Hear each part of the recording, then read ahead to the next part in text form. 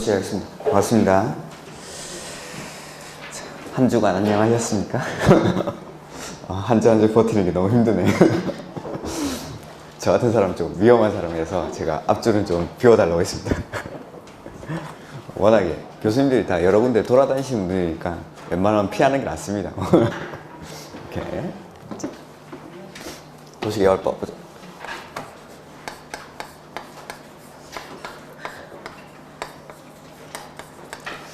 도시계열법은 여기 나오는 도시, 군, 계획, 사업. 도시군 계획 사업에는 세 가지 사업이 있었죠. 시설 사업, 그 다음에 개발 사업,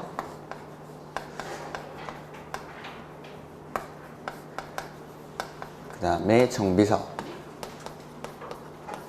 이렇게 세 가지.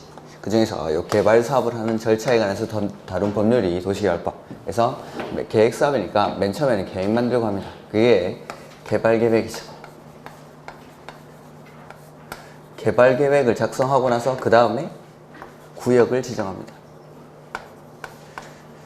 그 다음에 구역을 지정하고 나서 사업을 누가 할지 시행자를 정하죠. 그 다음에 시행자가 정해지고 나면 시행자가 실시 계획을 작성합니다. 실시 계획을. 그 다음에 실시 계획은 시행자가 만든 거니까 인가받고 그 다음에 고시하죠. 그 다음에 인가받은 대로 사업을 실시를 하게 되고, 신도시를 만드는 방식에는 크게 두 가지. 하나는 수용 방식, 그 다음에 하나는 환지 방식. 그 다음에 공사가 완료가 되고 나면은 마지막에 준공검사를 받죠. 요 이후에 뭐 공사 완료 공고라는 절차가 있긴 있습니다. 이렇게. 자, 그 중에서 오늘 환지 방식 보면 되겠죠. 환지 방식. 자, 환지 방식이라는 거는 환지되기 전에 이 토지가 있습니다. 이 환지되기 전에 이 토지는 필지들이 막 이렇게 얽히고 설키고 이렇게 있어가지고 효용도 많이 떨어져 있고, 그 다음에 공공시설도 부족한 이런 토지를 환지 방식으로 사업을 하는 거죠. 이렇게. 환지 방식으로 사업을 해서 환지되고 나서 이런 모양의 토지를 이제 바꾸는 거죠. 이렇게 네모 반듯한 토지로 정리를 해서 기존의 토지 소유자에게 이런 정리된 토지로 바꿔주는 거. 이게 환지 방식입니다. 그래서 기존에 나는 환지되기 전 이쪽에 1번지 토지 소유자였는데 환지되고 나면 이제 이쪽에 이런 토지로 바꿔서 받는 거. 이걸 이제 환지 방식이라고 하죠. 이렇게 이제 정리를 하니까 효용도 증가를 하고, 그 다음에 사업을 하면서 부족하던 공공시설도 확충을 해줍니다. 자, 일반적으로 환지를 하게 되면은 내가 원래 가지고 있던 면적보다 내가 받게 되는 면적이 줄어듭니까? 늘어납니까? 보통은 줄어듭니다. 보통은 그런 것들을 감에서 보상받는다 라고 해서 이제 감보라고 하고, 이렇게 작게 받게 되는 이유를 보니까 첫 번째, 이 이전에는 도로라든지 각종 기반시설, 공공시설이 부족했었는데 이런 부족하던 공공시설을 확충을 합니다. 그래서 부족하던 공공시설을 확충을 하다 보니까 이 공공시설 때문에 작게 받게 됩니다. 이걸 공공시설 감보라고 부르고, 그 다음에 원래는 필지들이 이렇게 생겼는데 이런 모양의 땅을 이렇게 바꾸려면은 뭐가 들어가죠? 돈, 비용이 들어가겠죠. 그 비용을 기존의 토지 소유자들이 돈으로 내놓는 게 아니라 땅으로 내놓는 거죠. 땅으로. 그래서 그 땅들을 모아가지고 채비지라는 걸 지정합니다. 채비지. 비용에 대체되는 토지다. 비용에 대체되는 토지. 비용에 대체되는 토지라고 해서 채비지라고 합니다. 채비지. 이 채비지를 지정을 해서 사업 시행자가 이 채비지를 팔아서 사업 비용에 충당을 합니다.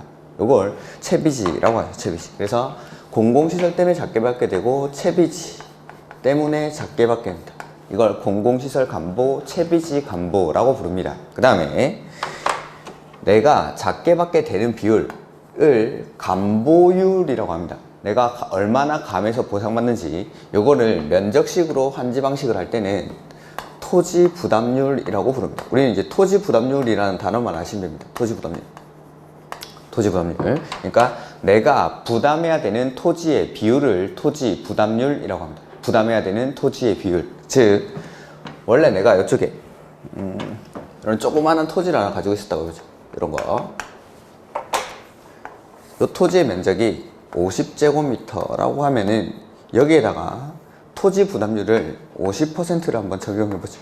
이렇게. 자, 내가 부담해야 되는 토지의 비율이 50%니까 원래 내가 가지고 있던 면적 중에 부담해야 되는 게 50%. 그러면 내가 받게 되는 게 이제 50%겠죠? 얼마를 받습니까? 25제곱미터를 받게 돼요. 25제곱미터. 이렇게. 자, 원래 내가 가지고 있던 면적을 요걸 기준 면적이라고 합니다. 이런 거는 뭐 그렇게 중요한 단어는 아닙니다. 기준 면적. 근데 이 기준 면적에다가 토지 부담률을 적용해서 내가 그 이후에 받게 되는 면적, 요거를 권리 면적이라고 합니다. 권리 면적. 권리 면적. 이렇게. 그래서 뭐 원래 가지고 있던 거는 기준 면적, 내가 받게 되는 건 권리 면적. 자, 근데 이 25제곱미터라는 토지는 이게 큽니까? 작습니까? 작죠. 5 곱하기 5니까. 자, 환지 방식은 효용을 증진시키기 위해서 환지 방식으로 사업을 하는 건데, 이런 작은 토지를 나눠주다 보면 효용이 올라갑니까? 떨어집니까? 떨어지죠. 우리 개발행위 허가에서 개발행위 허가받아야 되는 행위 중에 토지의 분할, 크게 분할하는 게 난개발이었습니까? 작게 분할하는 게 난개발이었습니까? 작게 분할하는 것. 즉, 이런 토지를 잘게 쪼개가지고 나눠주다 보면 효용이 감소하는 거죠. 그래서 이렇게 좀 면적이 작은 토지는 과소토지로 지정을 해서 이런 사람들에겐 환지를 지정해주지 않습니다. 과소토지라고 합니다. 작은 토지를 과소토지. 그 다음에 내가 가진 토지가 과소토지인지 아닌지를 판단할 때는 원래 내가 가지고 있던 면적이 아니라 토지 부담률을 적용해서 그 이후에 받게 되는 권리 면적을 기준으로 내 토지가 과소토지인지 아닌지를 판단하게 됩니다. 이렇게. 자, 여기 이제 환지에서 쓰는 기본적인 용어들이고, 그 다음에 환지 방식으로 사업을 할 때는 맨 처음에 환지 계획이라는 걸 작성합니다. 환지 계획. 자, 이 환지 계획은 환지 계획을 수립해가지고 나중에 환지 처분을 하기 위해서 수립합니다. 즉, 환지 계획을 수립하고 이 환지 계획대로 공사를 해서 나중에 환지 처분을 하게 됩니다. 환지 처분. 그러니까 환지 계획에서 정해놓은 대로 환지 처분을 하면은 물권 변동이 그대로 일어나게 되는 겁니다. 환지 처분. 그 다음에 환지 계획을 작성할 때는 이 환지 계획을 작성할 때 기준이 있고, 그 다음에 환지 계획의 내용이 있는데, 환지 계획의 기준에는 7가지 기준이 있습니다. 7가지 기준이. 첫 번째, 위치. 그 다음에 지목. 그 다음에 면적. 그 다음에 토질. 그 다음에 수리. 물의 이용이죠. 그 다음에 이용 상황. 이용 상황인데, 요거 리라고 쓰였어요. 리. 암기하기 위해서. 제가 사랑의 불시착에 빠져서 이렇게 쓰는 게 아닙니다. 이렇게 암기하기 위해서 리로. 그 다음에 환경. 이렇게 7가지 기준입니다. 위치, 지목, 면적, 토질, 수리, 이용 상황, 환경. 요 7가지. 그래서 이걸 어떻게 배우냐면 위, 지, 면, 토, 수, 리, 환경. 이렇게 위지면, 토수리, 환경. 강원도, 평창군, 위지면, 토수리. 이렇게 위지면, 토수리. 위지면, 토수리, 환경. 이렇게 기억을 합니다. 자, 첫 번째 기준인데 위치. 자, 기존에 내가 토지를 이쪽에 가지고 있었죠. 그러면은 이런 사람들한테는 환지되고 나서도 토지를 이쯤으로 지정을 해주는 겁니다. 환지를. 그래서 기존 토지, 내가 가지고 있던 토지의 위치를 고려를 합니다. 그래서 이쪽에 토지를 가지고 있었으면은 환지되고 나서도 이쯤으로 환지를 지정받습니다. 이걸 제자리 환지라고 합니다. 제자리 환지.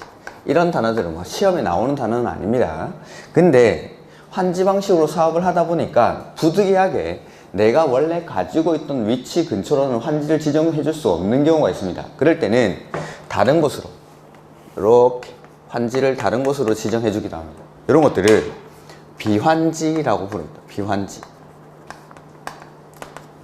원래는 제자리 환지가 원칙인데 위치를 고려해서, 근데 부득이한 경우에 다른 쪽으로 지정해 줄 수도 있습니다. 이거는 환지가 아니라 안일비자를 쓰는 게 아니라 날비자를 써서 원래 환지를 여기 받아야 되는데 환지가 이쪽으로 훅 날랐으니까 이걸 이제 비환지라고 부릅니다. 이렇게 위치를 고려해서 환지를 하고, 그 다음에 뭐 지목 같은 것들, 토지의 가격을 평가할 때 이 지목은 중요한 요소가 되겠죠. 자, 환지를 할 때는 원래 내가 가지고 있던 토지의 가격이랑 내가 받게 되는 토지의 가격을 맞춰주는 겁니다. 1억짜리 가지고 있었으면은 환지되고 나서도 1억짜리 토지로 맞춰주는 거, 요걸 원칙으로 하는데, 지목이라든지 뭐 이런 것들, 토지 가격을 평가하는데 중요한 요소가 되죠. 면적 마찬가지. 원래 내가 가지고 있던 면적에다가 토지 부담률 적용해서 내가 받게 되는 면적을 산정하게 되는 겁니다. 이렇게. 그 다음에 뭐 토질이라든지 수리 이런 것들. 내 땅은 토질이 상등질이라서 한 해에 쌀이 20가마가 나온답니다. 그런 사람들한테는 환지하고 나서도 쌀이 20가마 나오는 토지로 바꿔줘야 됩니까? 이거 지금 뭐 하는 거죠? 신도시 만드는 거예요. 신도시 만드는데 쌀 20가마이 나오는 땅 가지고 있다고 해서 딸 20가마 나오는 땅을 줘야 됩니까? 그건 아니겠죠. 그 다음에 수리, 물의 이용 이런 것들 중요합니까? 신도시 만들면 수도꼭지만 틀면 물이 나오겠죠. 이런 것들은 예전에 경지정리 사업의 잔재가 남아있다고 생각하시면 됩니다. 우리 새마을 운동할 때 경지정리 사업 할 때 보면은 이렇던 모양의 토지를, 예전에는 소를 가지고 농사를 지었는데 경운기, 트랙터가 들어가야 되는데 이런 모양의 땅에는 중장비가 중장비는 아니지, 농기구들이 들어갈 수가 없으니까 이런 모양의 토지로 바꾸는 겁니다. 그 다음에 예전에 농사 지을 때는 물의 이용이 중요하죠. 물이 이제 비 오면 농사 짓고 비 안 오면 농사 못 짓고 이런 땅을 뭐라 그럽니까? 다 도시분들이라서 이런 거 모르는구나. 천수답이라고 해요. 천수답. 하늘에서 물을 내려주면 농사를 짓고, 이제 물이 안 나오면 농사 못 짓고, 물의 이용이 중요하죠. 근데 이렇게 경지정리 사업 하면서 농로랑 수로 같은 것들을 딱 만들어줍니다. 이런 방식이 좋더라는 거죠. 그 방식을 그대로 신도시 만드는데 차용해온 게 요 환지 방식입니다. 그래서 이런 것들은 뭐 신도시 만들 때는 그렇게 중요하진 않죠. 그 다음에 이용 상황이나 환경, 지금 내가 이 땅을 놀리고 있는지 이용하고 있는지 나대지로 있는지 이런 것들, 그 다음에 주변 환경들, 내 땅 옆에는 쓰레기 매립장이 있는가, 아니면 내 땅 옆에는 공원도 있고 시가 지고 이런 것들 어떻게 이용되고 있는지, 토지 이용도가 높은지 낮은지 이런 것들은 가격을 평가할 때 중요한 요소가 됩니다. 그래서 이 7가지의 기준을 종합적으로 고려해서 환지 계획을 작성을 합니다. 이렇게 이 기준. 그 다음에 환지 계획의 내용인데, 이 환지 계획의 내용은 좀 기억을 해야 됩니다. 제가 계획의 내용을 수업 잘 안 하지만 계획의 내용 수업했던 게 도시군 관리 계획의 내용, 것들 맨 처음에 했던 거, 용도 지역, 지구 구역의 지정이나 변경 등등등. 그 다음에 지구 단위 계획의 내용을 수업을 했었죠. 그거 지구 단위 계획 수립할 때 꼭 들어가야 되는 게 뭐죠? 용기, 기반시설 배치와 규모, 건축물의 용도 제한, 건폐율, 용적률, 건축물 높이의 최고 한도, 최저 한도. 그 다음에 세 번째, 요거 시험에 나옵니다. 다음 중 환지 계획의 내용에 해당하지 않는 것은, 이런 것들. 요 환지 계획의 내용이 나중에 정비법에 가면은 관리 처분 계획이라는 게 나오는데 똑같이 씁니다. 자, 환지라는 거는 땅을 땅으로 바꿔주는 건데, 정비 사업은 권리를 권리로 바꿔주는 겁니다. 그래서 요 환지 방식이랑 사업을 똑같이 합니다. 요거 해놓으면은 나중에 관리 처분 계획으로 사업하는 거는 요거랑 똑같이 하면 됩니다. 요거랑. 그래서 자, 환지 계획의 내용에는 첫 번째가 설계입니다. 설계. 근데 환지 설계입니다. 환지 설계. 환지 설계라는 거는 뭐 요런 지도 같은 거라고 생각하시면 돼요. 지도 같은 거. 그 다음에 두 번째는 필지별로 된 환지 명세입니다. 이 환지 계획의 내용은 아마 책에 316페이지 정도에 아마 나오지 않을까 싶은데, 316페이지. 315페이지부터가 오늘 하는 거죠. 환지 방식. 페이지를 말씀드리는. 필지별로 된 환지 명세. 316페이지에 이 계획의 내용들이 나옵니다. 메뉴에 있는 박스에. 세 번째, 필지별로 내지는 권리별로 된 청산 대상 토지 명세입니다. 청산 대상 토지 명세. 필지별 권리별로 된 청산 대상 토지 명세. 그 다음에 네 번째는 채비지 보류지 명세. 채비지 보류지 명세. 그 다음에 다섯 번째, 입체 환지를 계획한 경우에는 입체 환지에 관한 사항. 자, 환지라는 거는 원칙적으로 이렇게 평평한 토지를 평평한 토지로 바꿔주는 거.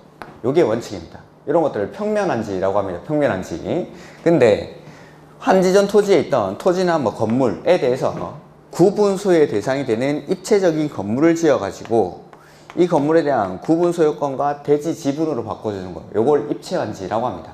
그러니까 원칙은 토지로 바꿔주는 거, 요걸 평면한지라고 하고, 구분 소유권이랑 대지 지분으로 바꿔주는 거, 요걸 입체한지. 이렇게 이런 입체한지를 계획한 경우에는 입체 환지에 관한 사항, 요게 환지 계획의 내용입니다. 환지 계획 내용. 그래서 환지 계획의 내용은 이렇게, 첫 번째는 설계.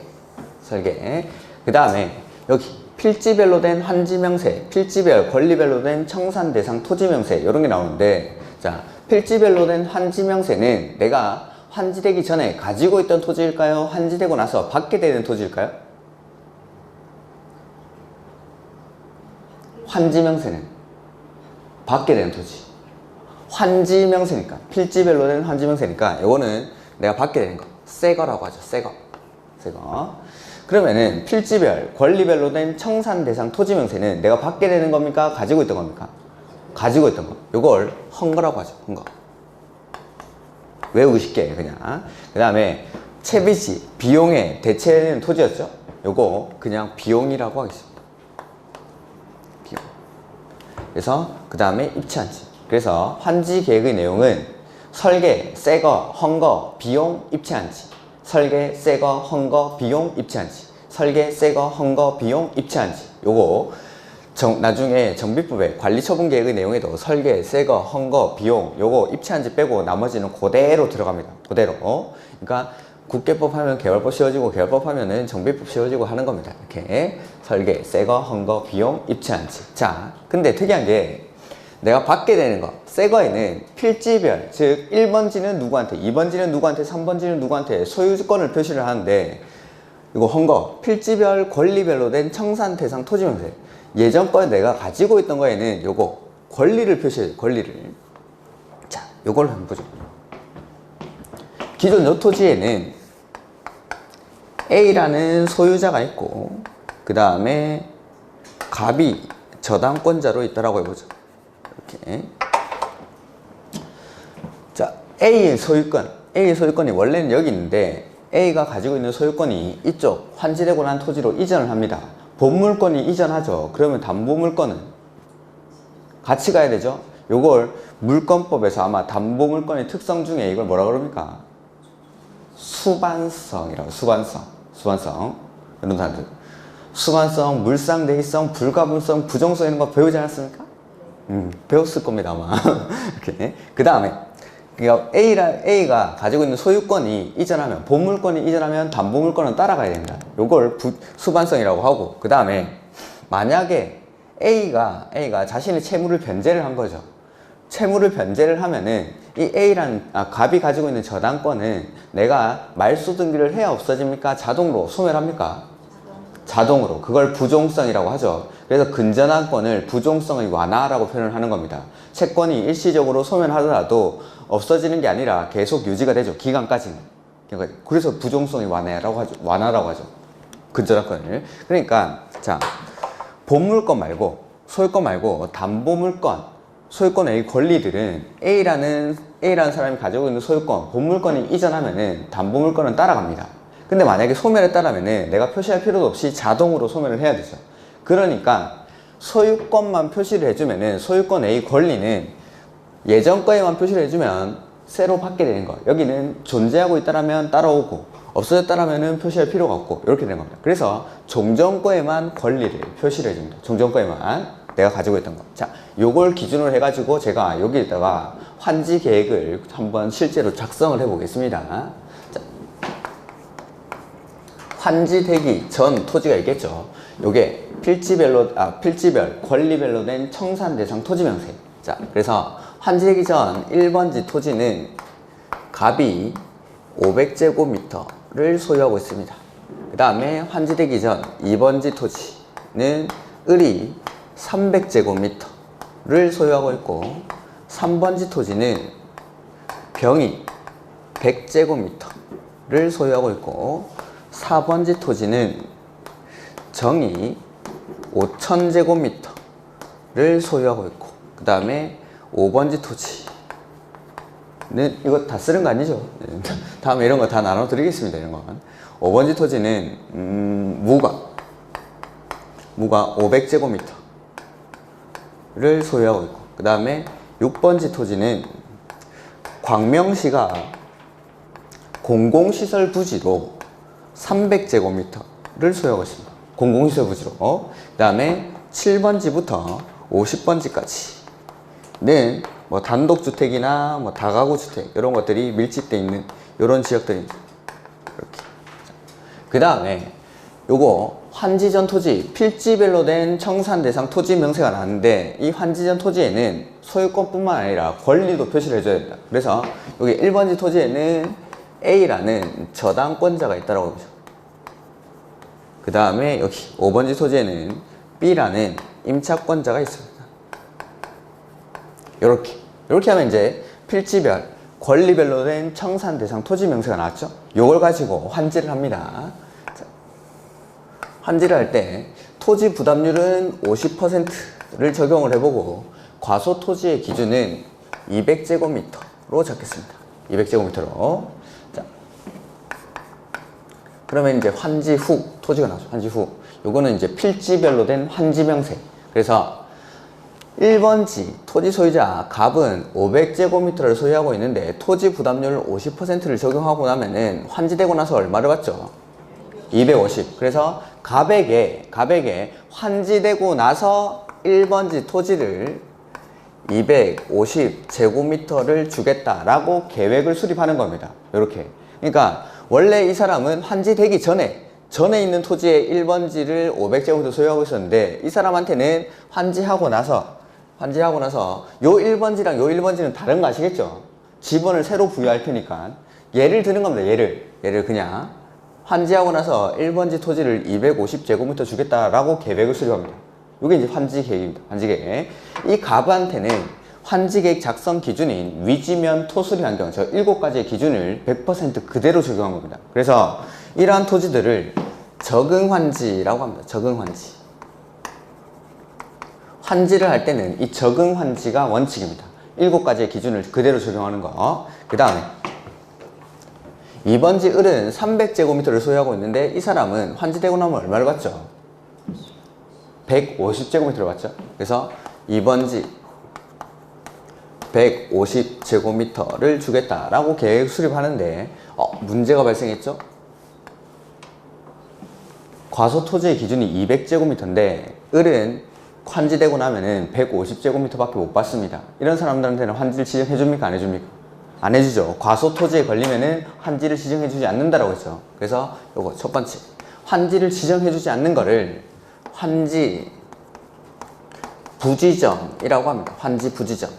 근데 을한테 환지를 지정해 주지 않는 이유는 이 사람이 가진 토지가 과소 토지라서. 그래서 이걸 과소 토지에 의한 환지 부지정이라고 합니다. 과소 토지에 의한 환지 부지정. 자, 그 다음에 을이 환지받지 못하는 이유는 이 사람이 가진 토지가 작아서 못 받는 게 아닙니다.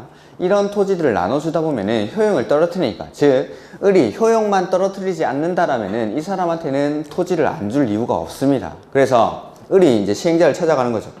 야, 시행자, 내가 예전에는 우리 할아버지 때까지만 해도 우리 동네에서 우리 집안 땅을 안 밟고는 지나갈 수가 없었는데, 아버지가 사업하다가 말아먹고 내가 도합빚으로 날려먹고, 지금은 환지계 구역 안에 300제곱미터의 토지밖에 없다. 내가 이걸 과소토지라고 환지를 지정받지 못하면 조상님들을 뵌 면목이 없다면서 막 눈물을 펄펄 흘리는 거죠. 그러니까 시행자가 그럼 어떻게 해줄까요? 어떻게 해줄까?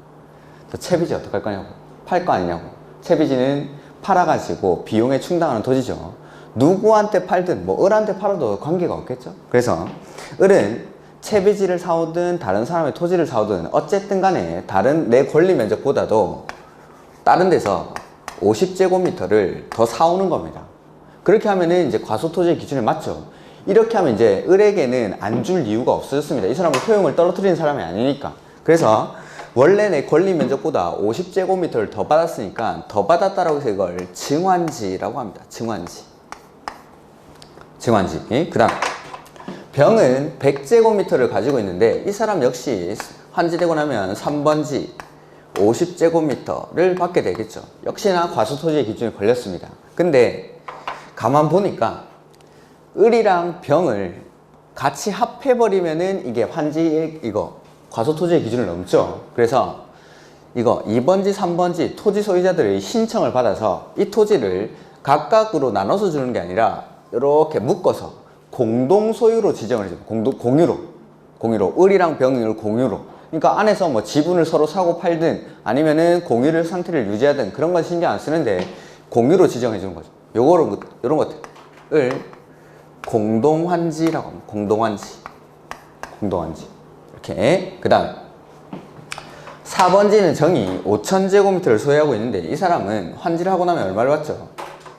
2,500. 원래는 환지되고 나서 4번지 토지를 2,500제곱미터를 받아야 되는데 이 정이 급하게 돈이 필요한 거죠.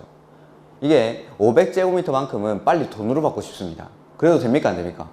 되겠죠. 그래서 원래 내 권리 면적보다 500제곱미터를 작게 받는 겁니다.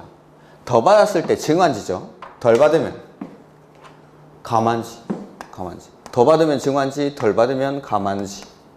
이렇게 내 권리 면적보다 500제곱미터를 작게 받는 거죠. 이런 것들. 그 다음에 무는 원래 500제곱미터를 소유하고 있는 사람인데 환지되고 나면 얼마를 받는 사람이죠? 250제곱미터를 받는 사람입니다. 원래는. 그러니까 적응 환지의 대상인데 이 무가 시행자를 찾아가는 거죠. 그러면서 나는 이 동네에 이제 진절머리가 난다. 살기도 싫다. 환지받기 싫어요. 라고 하는 거예요. 환지받기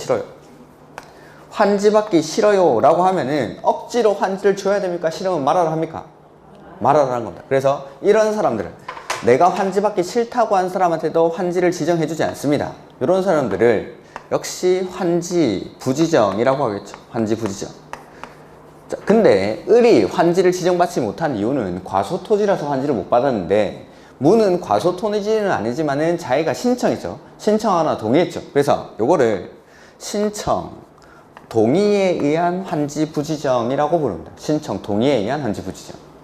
그 다음에 이 5번지 토지에 보니까 B라는 임차권자가 있습니다. 임차권자.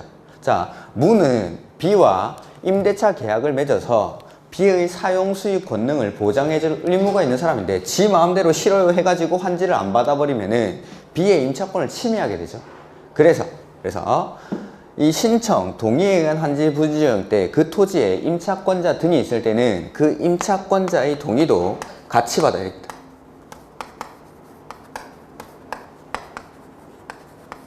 임차권자의 동의까지 같이 이용합니다. 이렇게 무 마음대로 B의 임차권을 침해하면 안 되니까 이렇게. 그 다음에 6번지 토지는 광명시가 공공시설 부지로 300제곱미터를 소유하고 있습니다. 자, 이 광명시는 환지를 받게 되면 얼마를 받죠? 6번지 150제곱미터를 받죠. 이렇게. 근데 역시나 또 과소토지 기준에 걸렸죠. 자, 이쪽에 가볼까요?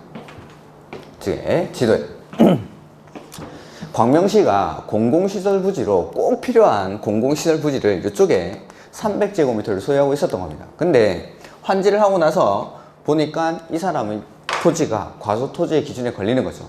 꼭 필요한 공공시설인데 이걸 과소토지라고 안 주면 됩니까? 안 됩니까? 안 되겠죠.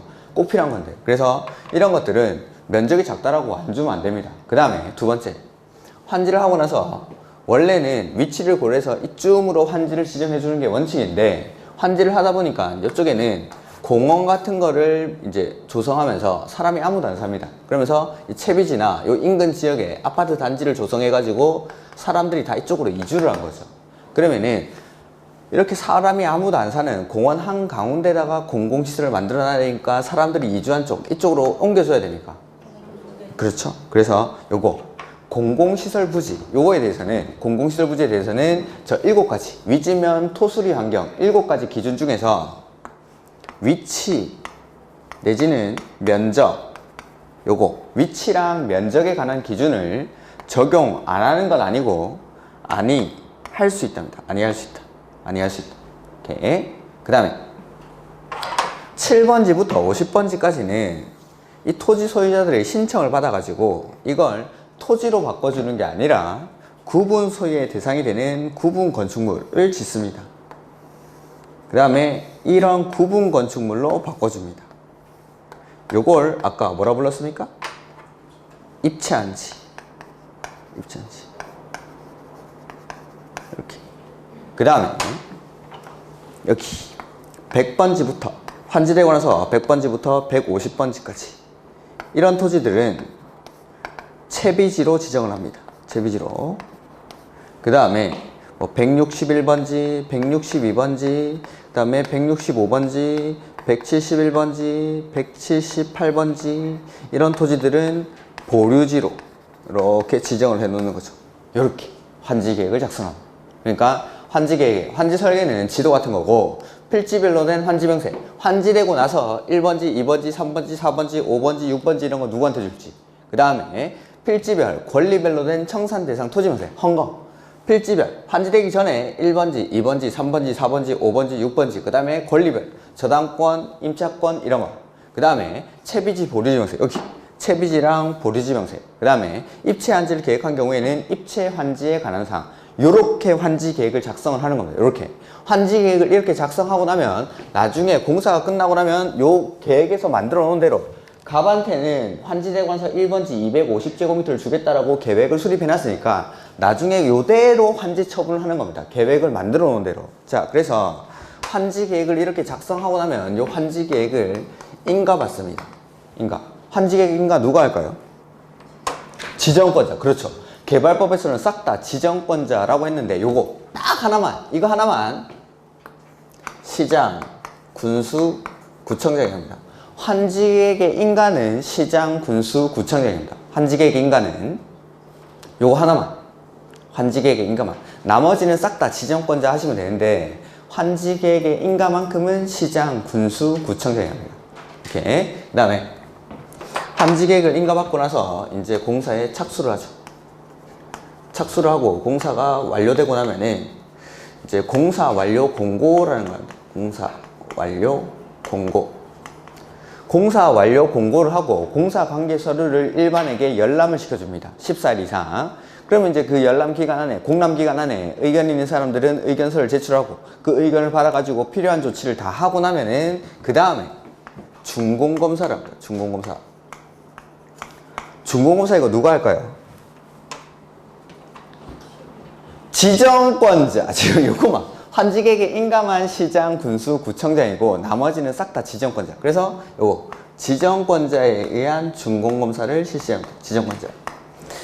이렇게 준공검사를 받고 나면 60일 내에 준공검사로부터 60일 안에 환지 처분을 합니다. 환지 처분. 환지 처분은 이 환지 처분을 하려고 할 때는 환지 계획에서 정한 사항을 공고를 해야 됩니다. 공고를. 환지 계획에서 정한 사항을 공고를 하는데 그걸 환지 처분 공고라고 합니다. 그러니까 환지 계획에서 이렇게 정해놨죠. 이렇게 정해놓은 거를 공고를 하고 환지 처분 공고를 하고 나면은 이 환지 처분 공고일의 다음 날이 되면 소유권 변동이 일어납니다. 자, 도시개발법에 보니까 환지 처분 공고일의 다음 날에 소유권 변동이 일어난다라고 규정이 되어 있습니다. 요거는 민법 186조입니까? 187조입니까? 민법 186조는 법률 행위에 의한 물권 변동이고 187조는 법률 규정에 의한 물권 변동이죠. 요거는 법률 행위입니까? 법률 규정입니까? 규정이죠.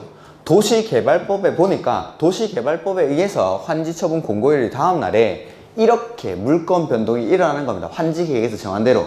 그러면은 이러한 법률 규정에 의한 물권 변동은 내가 등기를 해야 소유자가 됩니까? 등기 안 해도 소유자가 자동으로 됩니까?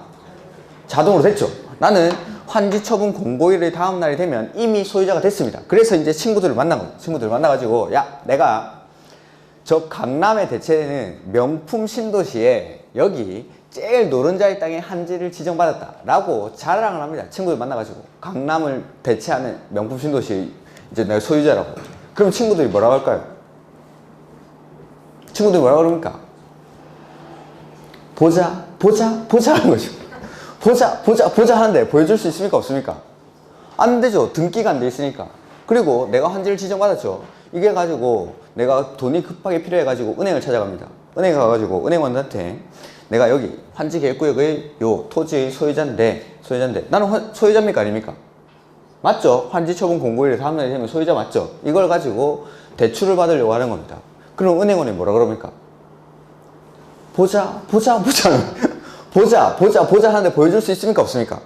없으니까, 즉 그 뒤에 보여주기 위해서 등기를 하는 등기를.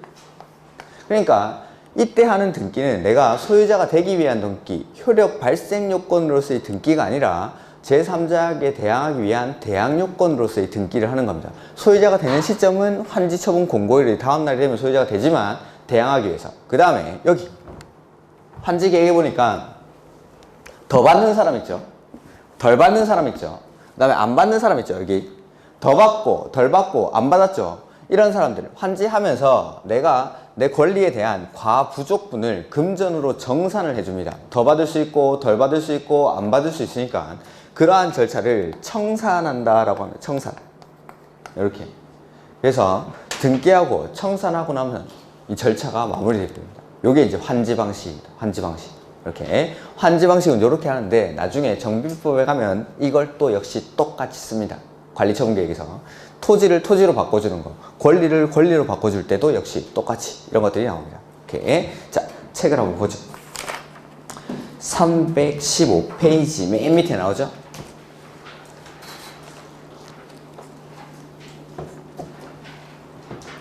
(21, 22, 23, 24, 25, 26, 27, 29, 28에 안 나온 거 아닙니다. 28에도 분명히 나왔을 겁니다.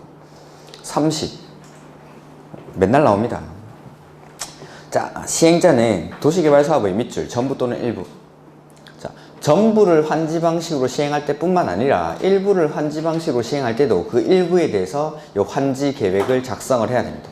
이렇게 시행하려면 다음의 사항을 포함된 환지 계획을 작성해야 한다. 또한 환지 계획 작성에 따른 밑줄, 환지 계획의 기준. 환지 계획의 기준. 316페이지 저 맨 위에 두 번째 줄, 환지 계획의 기준. 기준 누가 정할까요? 기준은 국장이 정해야죠. 기준은 원래는 국장이 정하는데 그 밑에 국토교통부령 밑줄. 자, 개발법에서는 싹 다 지정권자 맞습니다. 근데 기준은 국장. 근데 제가 기준을 국장이 안 정하는 거 딱 두 가지 말씀드린다고 했습니다. 첫 번째로 했던 게 도시군 계획 시설의 설치에 관한 기준입니다. 기억이 안 날 수도 있으니까 눈으로 찍고 먹으죠.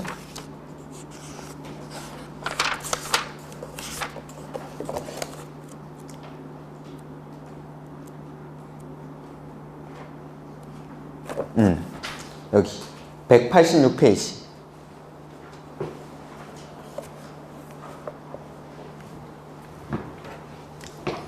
페이지 186페이지 가시면은 거기 2번 186페이지의 큰 2번 도시군 계획시설의 결정, 구조 및 설치의 기준 밑줄 해놓고 그 뒤에 뭐 뒤에 밑줄 쳐놨습니까? 국토교통부령. 도시군 계획시설의 설치에 관한 기준은 국토교통부령으로 합니다. 그 다음에 여기 있는 거 환지계획 작성 기준. 그러니까 딱 두 가지. 도시, 군, 계획, 시설의 설치 기준이란 환지, 계획, 작성 기준. 요 두 가지. 요 두 가지는 기준을 국토교통부령으로 합니다. 국토교통부. 도시군 계획시설의 설치에 관한 기준이랑 환지계획 작성 기준. 요 두 가지. 국토교통부령으로 하고 나머지 기준은 싹 다 국장. 여기서 벗어나는 거는 틀리는 걸로 하죠. 이렇게. 그래서 환지계획 작성 기준이랑 도시군 계획시설 설치에 관한 기준을 국토교통부령으로 합니다. 이렇게 두 가지. 나중에 뭐 자료로도 또 나눠드릴 겁니다. 그 다음에 그 밑에 보면은 이제 환지계획의 내용이 나오죠. 설계, 새거, 헝거, 비용, 입체한지. 설계, 새거, 헝거, 비용, 입체한지. 이렇게. 그 다음에 환지계획 작성 기준은 환지계획은 종전의 토지와 환지의 위지면 토수리 환경. 위지면 토수리 환경. 위치, 지목, 면적, 토질, 수리, 이용 상황 환경. 그 밖의 사항을 종합적으로 고려해서 합리적으로 정해야 한다. 이렇게. 그 다음에 뒤에 위치, 지목, 면적을 기준으로 하는 것은 면적주의 뭐 이런 것들은 됐습니다. 됐고 그 다음에 동의에 따른 환지의 제외에 보시면은 토지 소유자가 밑줄 신청하거나 동의하면 해당 토지의 전부 또는 일부에 대해서 밑줄 환지를 정하지 아니할 수 있다. 요거죠. 5번지 무. 5번지 무의 토지. 무가 환지받기 싫어요 한 거죠. 이런 사람들한테는 환지를 줍니까 안 줍니까? 안 주죠. 그래서 요걸 신청, 동의에 의한 환지 부지정 이렇게 부릅니다. 근데 이 토지에 임차권자가 있을 때는 어떻게? 임차권자의 동의도 같이 받아야죠. 그래서 해당 토지에 관해서 밑줄 임차권자 등이 있는 경우에는 밑줄 동의를 받아야 한다. 오케이. 그래서 여기 위지면 토수리 환경 7가지의 기준을 그대로 적용하는 환지를 적응환지라고 하는데 지금 3분 2화에 나오는 것들이 이제 특례입니다. 적응환지의 특례. 이렇게. 그래서 요거는 신청 동의에 의한 환지 부지정이고 괄호 2번 이런 것들은 일단 놔두십시오. 그 다음에 4번은 지금은 안 보겠습니다. 지금은 일단 놔두시고 5번 면적을 고려한 환지 보시면은 괄호 1번 시행자는 토지 면적 규모를 조정할 특별한 필요가 있으면 면적이 작은 토지는 과소 토지가 되지 아니하도록 면적을 늘려 밑줄. 면적을 늘리면 더 받았죠? 이걸 증환지라고 했죠. 면적을 늘려 정하다 밑줄 환지 대상에서 제외. 이거는 안 받았죠. 환지 부지정. 작은 토지, 과소 토지라서 환지를 못 받았으니까 이게 을이 첫 번째 환지를 지정받지 못하는 과소 토지에 의한 환지 부지정입니다. 그러니까 면적을 늘려줄 수도 있고 을한테 50제곱미터 더 사오는 거죠. 이런 것들은 증환지. 근데 과소토지 안 사오면은 과소토지한테는 환지를 지정해주지 않습니다. 이걸 과소토지에 의한 환지 부지정 이렇게 부릅니다. 이렇게. 그 다음에 대상에서 제외할 수 있고 면적이 넓은 토지는 면적을 밑줄 줄여서 주면 이건 내 권리 면적보다 덜 받았죠. 그러니까 요건 가만지. 그래서 더 받을 수 있고 덜 받을 수 있고 안 받을 수 있고 더 받으면 증환지 덜 받으면 가만지 안 받으면 환지 부지정 이렇게. 그 다음에 입체환지라는 게 나오죠. 시행자는 도시개발 사업을 원활히 시행하기 위해서 특히 필요한 경우에는 토지 또는 건축물 소유자의 밑줄 신청을 받아. 자, 입체환지라는 거는 내가 가만히 있으면 입체환지를 주는 게 아니라 나는 입체환지 받고 싶습니다 라고 신청을 해야 입체환지를 지정해 줍니다. 입체환지 신청을 받아 건축물의 일부와 그 건축물이 있는 토지에 공유 지분을 부여할 수 있다. 다만 토지 또는 건축물이 대통령령으로 정하는 기준 이하인 경우에는 시행자가 규약, 정관, 시행 규정으로 신청 대상에서 제외할 수 있다. 어디 안 써놨나? 기준을? 이 기준은 70% 이하인데 이런 것들은 요약서에 제가 써놓겠습니다. 그 다음에 입체환지의 경우 시행자는 환지계획 작성 전에 실시계획 내용, 환지계획의 기준, 환지 대상 필지 및 건축물 명세, 환지 신청 기간 등 대통령령으로 정하는 사항을 토지 소유자 등에게 가로 띄워놓고 등에게 토지 소유자에게 밑줄 통지하고 통지 해당 지역에서 발행되는 일간신문의 밑줄 공고. 그러니까 입체환지는 내가 가만히 있으면 줍니까? 신청해야 줍니까? 신청해야 내가 받을 수 있으니까 시행자가 입체환지를 하려는 경우에는 입체환지를 하겠다라고 토지 소유자들한테 통지해서 알려주고 일간신문에 공고를 합니다. 그러면 그 통지 받고 공고를 보고 나면 토지 소유자가 입체환지 신청을 하겠죠. 그때 입체환지 신청 기간은 그 밑에 가로 3번에 입체환지 신청 기간은 밑줄 통지한 날부터 30일 이상 60일이야. 공고한 날이 아닙니다. 공고한 날이 아니라 통지한 날부터 30일 이상 60일이야. 다만 부대한 경우에는 20일의 범위에서 연장할 수 있다. 뭐 이런 거 나오죠. 그래서 통지한 날부터 30일 이상 60일이야. 그 다음에 가로 4번 이런 것들은 일단 됐습니다. 그 다음에 가로 5번, 가로 4번, 가로 5번은 일단 참고로만 보시고 그 다음에 입체환지에 따른 주택의 공급 7번 보죠. 7번 가로 1번 시행자는 입체환지로 건설된 주택 등 건축물을 인가된 환지 계획에 따라 환지 신청자에게 공급해야 한다. 이 경우 주택을 공급하는 경우에는 밑줄 주택법에 따른 주택 공급에 관한 기준을 적용하지 아니한다. 우리 주택법에서 아파트 청약 받으려면 뭐가 필요하죠? 청약 통장 그런 거 필요 없다 이 말입니다. 주택법에 따른 주택 공급 기준을 적용하지 않겠다라는 겁니다. 이거는 소유자들한테 건물로 바꿔주는 거니까 내가 없는 사람이 청약 통장을 가지고 청약이 없는 게 아니라 토지 소유자들 원래 권리자들한테 건물로 바꿔주는 거니까 주택법에 따른 공급 절차를 적용하지 않습니다. 여기는. 그 다음에 가로 2번 시행자는 입체 한지에 따른 주택 등을 공급하고 남은 건축물은 일반에게 공급하되 일반 분양한다 이 말이죠. 남은 거 있으면 환지 대상에서 제외되어 도시개발 사업으로 새로 조성된 토지를 환지받지 못하고 금전으로 청산받은 자 또는 도시개발 사업으로 철거되는 건축물의 세입자에게 밑줄 우선적으로 공급할 수 있다. 원래 살던 사람한테 우선권을 줄 수 있다 이 말입니다. 일반 분양할 때. 그 다음에 가로 3번 이런 건 됐고 가로 4번 보면은 입체 한지로 주택을 공급하는 경우 환지 계획의 내용은 다음의 기준에 따른다. 이 경우 주택의 수를 산정하기 위한 구체적인 기준 이런 것들은 보실 필요 없고 그래서 자, 이 가로 4번에 있는 박스 있죠. 그 옆에 거기다가 원칙입니다. 이게 원칙. 그래서 1세대 또는 한 명이 하나 이상의 주택 또는 토지를 소유한 경우 그러니까 한 명이 여러 개 가지고 있죠. 몇 개 줍니까? 1주택 밑줄 1주택 공급 한 명이 여러 개 가지고 있으면 하나 줍니다. 그 다음에 동그라미 2번 같은 세대에 속하지 아니하는 2명 이상이 1주택 또는 1토지를 공유한 경우 몇 개 줍니까? 1개 밑줄 1주택 공급 즉 한 명이 여러 개 가지고 있던지 여러 명이 하나를 공유하고 있던지 간에 원칙은 몇 개 주는 겁니까? 그래서 옆에다가 원칙 해놓고 1주택 공급 원칙은 1주택 공급을 원칙으로 합니다. 그 가로 4번의 박스가 1주택 공급 원칙을 설명한 겁니다. 그 다음에 가로 5번 시행자는 다음의 어느 하나에 해당하는 토지 소유자에 대해서는 밑줄 소유한 주택의 수만큼 자 원칙은 몇 개 주죠? 1개. 근데 예외적으로 가진 것만큼 줄 수가 있습니다. 원칙은 하나 주는데 가진 것만큼. 그래서 가진 것만큼 주는 경우 첫 번째가 수도권의 과밀억제 권역에 위치하지 아니한 도시개발구역의 토지 소유자. 과밀억제 권역 바깥에서는 내가 가진 것만큼 줄 수가 있습니다. 두 번째는 근로자 숙소나 기숙사 용도. 그 다음에 세 번째는 공공. 그 가로 안에 공공시행자 밑줄하시면 됩니다. 그래서 원칙은 하나 주는데 예외적으로 가진 것만큼 줄 수 있는 경우가 수도권의 과밀억제권역 밖에 있는 도시개발구역의 토지 소유자 그 다음에 근로자 숙소나 기숙사 용도 그 다음에 세 번째는 공공시행자 한테는 예외적으로 가진 것만큼 줍니다. 가진 것만큼 그 다음에 가로 6번 일단은 이건 놔두십시오. 뭐 다 안 써놓고 했으니까 그 다음에 나머지 내용들은 지금은 안 보셔도 좋습니다. 그 다음에 다음 페이지 320페이지 8번 환지 지정 등의 제한이 나오죠.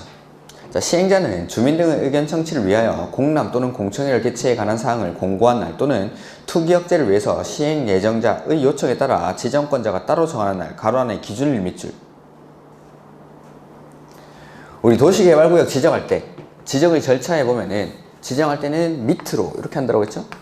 기초조사하고 의견 듣고 협의하고 심의하고 그때 의견 들을 때 지정을 위한 공람, 공고일 요걸로 말합니다. 공람, 공고일 또는 시행 예정자가 투기 억제를 위해서 지정권자한테 요청해서 따로 정하는 날 요걸 이제 기준일이라고 합니다. 기준일 요 이후에 기준일의 다음 날부터 다음의 어느 하나에 해당하는 경우에는 국토교통부령으로 정하는 바에 따라 해당 토지 또는 건축물에 대해서 금전으로 청산하거나 환지 지정을 제한할 수 있다는 거죠. 그러니까 기준일이 다음 날부터 이러한 사유가 발생하면은 그런 사람들한테는 금전으로 청산하고 내보내거나 환지 신청 자격을 제한해 버립니다. 그래서 그 밑에 박스 있죠? 그 박스 옆에다가 소유자 수 증가라고 좀 써주죠. 소유자 수 증가. 소유자 수 증가. 그래서 보시면은 1번 한 필지 토지가 여러 개의 필지로 분할됩니다. 원래는 한 명이 소유하고 있다가 이거 쪼개버리죠. 그럼 소유자 수가 증가하겠죠. 그러면은 그 증가한 사람들한테는 환지를 지정해주지 않겠다 이 말입니다. 두 번째 단독주택 또는 다가구주택 요거는 광의의 의미에서 이제 단독주택에 해당하는 겁니다. 단독, 다가구, 다중주택, 공관 이런 것들은 구분 소유할 수 있습니까? 없습니까? 없죠. 근데 구분 소유의 대상이 되는 다세대 주택으로 바꾸는 거죠. 그러니까 원래는 구분 소유가 안 되는데 쪼개서 소유할 수 있는 다세대 주택으로 바꿔버리면은 그런 사람들은 소유자 수가 증가할 수 있고 그 사람들한테는 환지 신청 자격을 제한합니다. 세 번째, 하나의 대지 범위 안에 속하는 동일인 소유의 토지와 주택 등 건축물을 각각 분리해서 소유하는 경우, 한 명이 가지고 있다가 이걸 쪼개죠. 그러면 소유자 수가 증가하겠죠.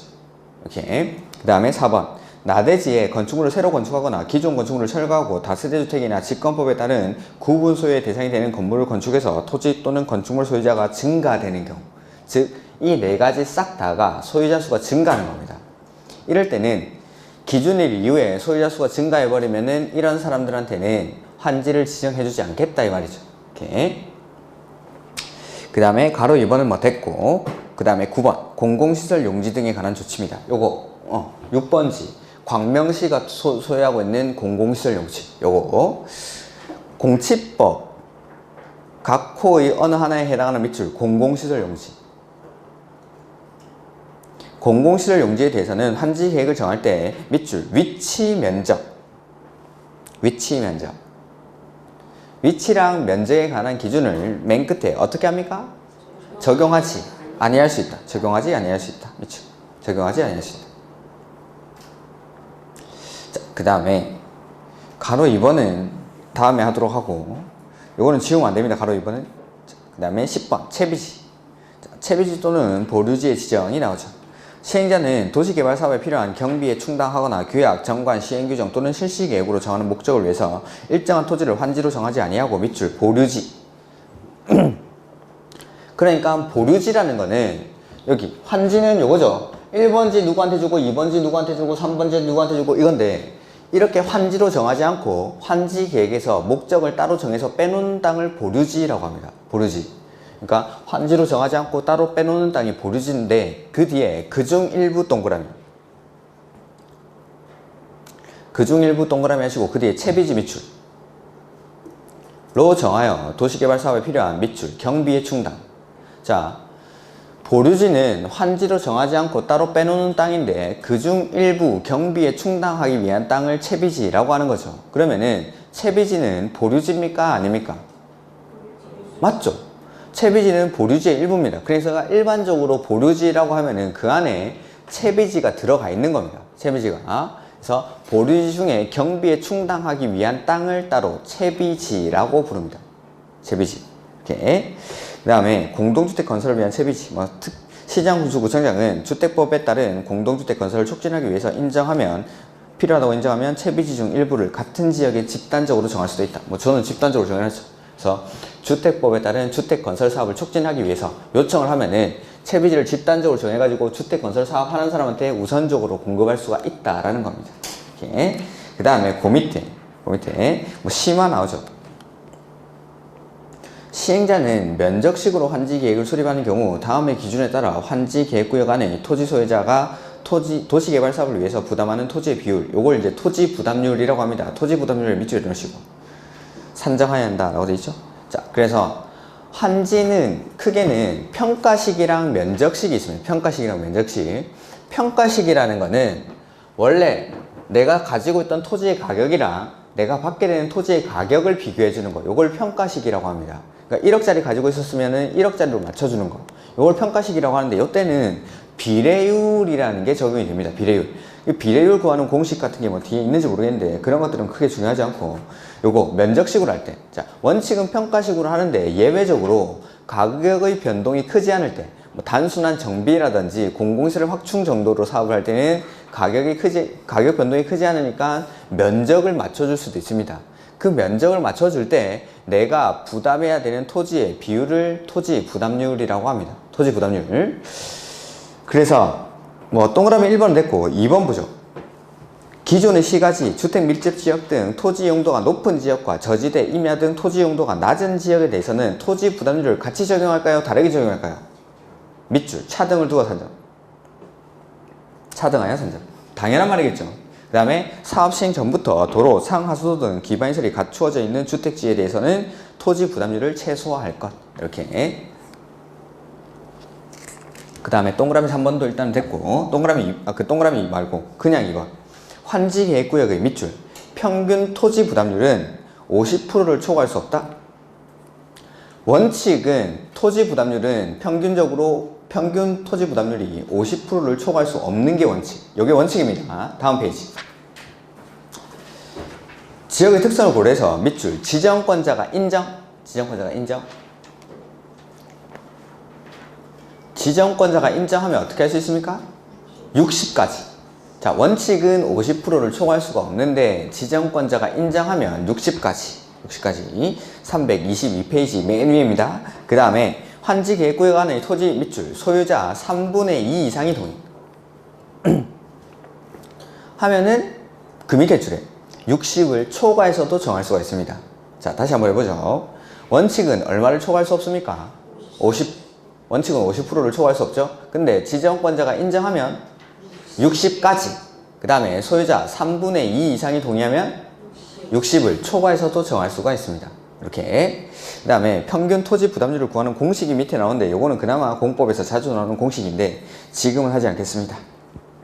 그 다음에 11번 조성토지 등의 가격평가가 나오죠. 시행자는 환지 방식이 적용되는 도시개발구역에 있는 조성토지 등의 가격을 평가하고자 할 때는 밑줄 토지평가협의회 심의를 거쳐 결정.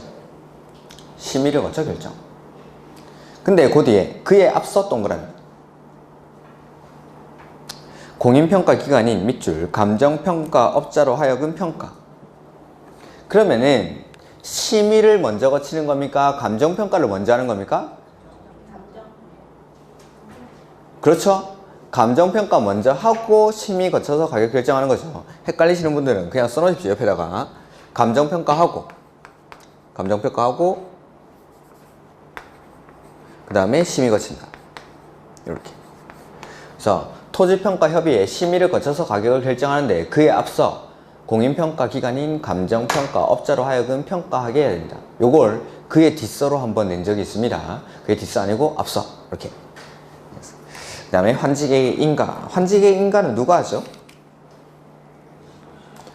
시장, 군수, 구청. 요거 환지계획 인가 요거 하나만 시장, 군수, 구청장이 합니다. 환지계획 인가. 그래서 행정청이 아닌 시행자가 환지계획을 작성한 때에는 밑줄 시장, 군수, 구청장의 인가.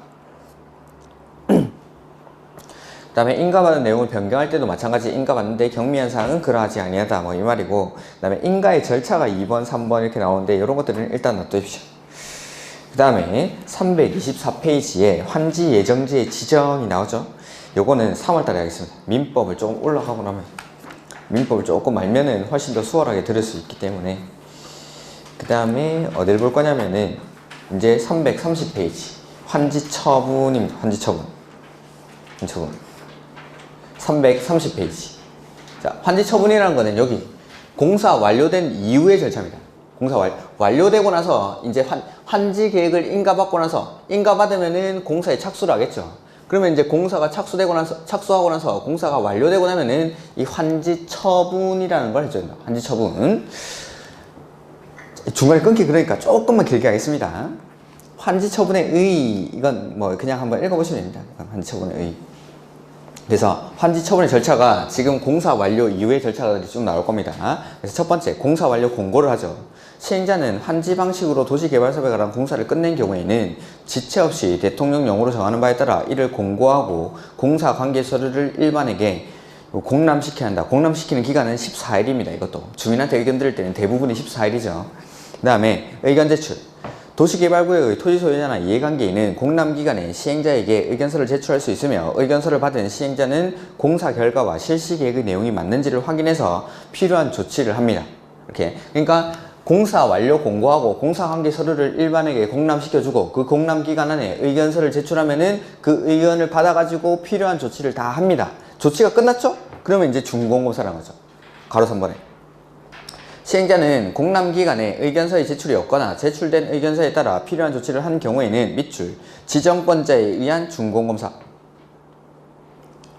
신청하거나 도시개발사업 공사를 끝내야 한다. 자, 공사를 끝내야 한다. 이건 무슨 말이냐면은 만약에 시행자가 지정권자라면은 준공검사를 받을까요? 안 받을까요? 안 받습니다. 그러니까 그냥 준공검사 안 받고 공사를 끝내면 된다 이 말입니다. 지정권자가 시행자일 때는. 이렇게. 그 다음에 환지처분의 시기가 나오죠. 시행자는 지정권자에 의한 준공검사를 받은 경우에는 대통령령으로 정하는 기간 가로 안에 60일 이내 밑줄 환지처분을 해야 한다. 그래서 여기 준공검사 받고 나서 60일 안에 환지 처분을 하는 겁니다. 준공사일로부터 60일 안에 환지 처분을 한다. 근데 시행자가 지정권자일 때는 준공사 받습니까? 안 받습니까? 안 받죠. 그래서 거기 첫 번째 줄 가로 안에 지정권자가 시행자인 경우에는 공사 완료 공고가 있는 때, 공사 완료, 그러니까 지정권자가 시행자일 때는 준공사를 받지 않으니까 공사 완료 공고일로부터 60일 안에 환지 처분을 하는 겁니다. 이렇게. 그 다음에 공고. 시행자는 환지 처분을 하려는 경우에는 환지 계획에서 정한 사항을 토지 소유자에게 알리고 대통령령으로 정하는 바에 따라 이를 밑줄 공고. 이게 바로 환지 처분 공고입니다. 환지 처분 공고. 환지 처분 공고. 환지 처분 공고. 그렇게 이제 환지 처분 공고를 하고 나면은 소유권 변동이 일어나는데 표정들이 안 좋으시니까 조금 쉬었다가 하도록 하죠. 조금 쉬었다가 칠판은 가만 놔두시면 됩니다.